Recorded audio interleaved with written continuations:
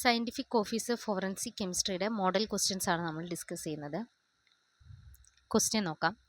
The formula of inorganic benzene is option A B3N3H6, option B H3B3O3, option C PnX2n times, option D S4N4. ഈ തന്നിട്ടുള്ള കോമ്പൗണ്ടിൽ ഏതാണ് inorganic benzene എന്നുള്ളതാണ് question.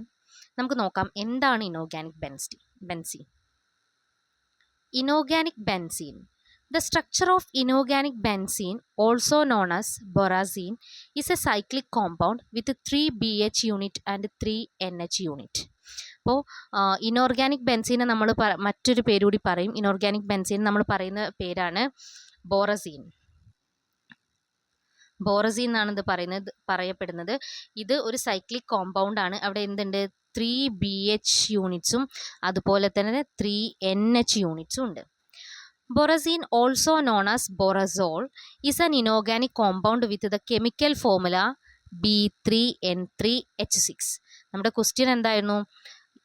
The formula of inorganic benzene ഏതാണെന്നുള്ളതായിരുന്നു. അപ്പോൾ ഏതാണ് inorganic ബെൻസീൻ്റെ formula ഏതാണ്? B3N3H6 ആണ്. ഏതാണ്? B3N3H6.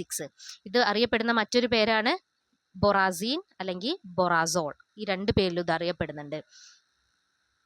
The compound is isoelectronic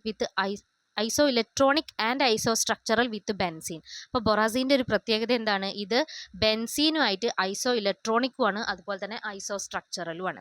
four this reason borazine is sometimes referred to as inorganic benzene.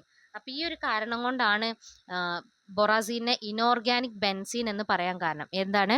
ഇത് ബെൻസീനുമായിട്ട് ഐസോ ഇലക്ട്രോണിക്കുമാണ്, അതുപോലെ തന്നെ ഐസോ സ്ട്രക്ചറലുമാണ്. ആരുമായിട്ട്?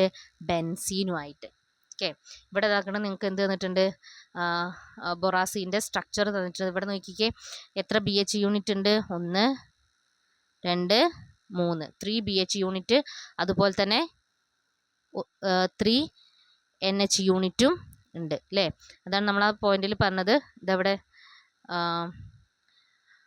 it is a cyclic compound with 3 BH unit and 3 NH unit alternate. Inorganic ബെൻസീൻ്റെ formula ഏതാണ്? B3N3H6.